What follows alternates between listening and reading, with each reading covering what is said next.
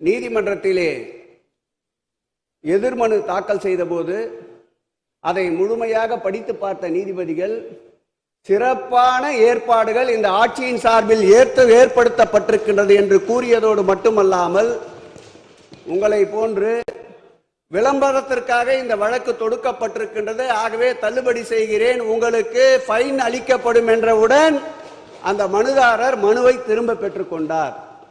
நான் பார்க்கிறேன் இந்த சட்டமன்றத்தில் ஒவ்வொரு முறையும் அருமையண்ணன் செல்லூர்ராஜு பேசுகின்ற பொழுது அவர் கடந்த ஆட்சி காலத்தில் எவையெல்லாம் அவர் சொல்லி நடக்கவில்லையோ அவையெல்லாம் இந்த ஆட்சியில் சொல்லி நடைபெற வேண்டும் என்று கேட்டுக்கொண்டிருக்கின்றார்.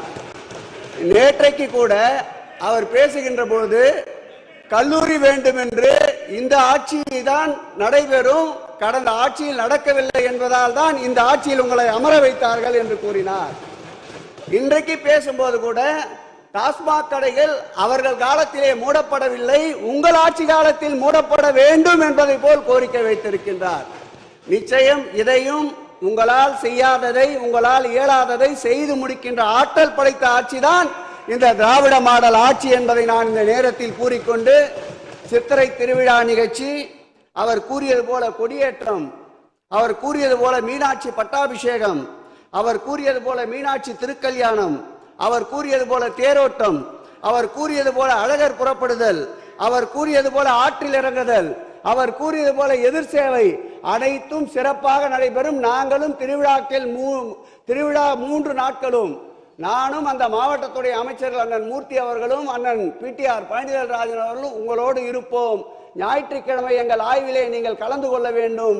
உங்கள் ஆலோசனைகள் ஏதாவது இருந்தால் கூறுங்கள். உங்கள் காலத்தில் நிறைவேற்றாதை நாங்கள் நிறைவேற்றி தருகிறோம் என்று பேரவைத் தலைவர் வாயிலாக உறுப்பினருக்கு பதிலை தெரிவித்துக் கொள்கிறேன். செய்திகளை உடனுக்குடன் தெரிந்து கொள்ள கீழ்கண்ட கேபிள் மற்றும் டிடிஹெச் நெட்வொர்க்குகளில் எம்நாடு செய்தி தொலைக்காட்சியை காணுங்கள். பாதகம் செய்பவரை கண்டால் நாம் பயம் கொள்ளலாகாது பாப்பா. மோதி மிதித்து விடு பாப்பா, அவர் முகத்தில் உமிழ்ந்து விடு பாப்பா. அண்மை செய்திகளை உடனுக்குடன் தெரிந்து கொள்ள இணைந்திருங்கள் எம்நாடு தொலைக்காட்சியுடன்.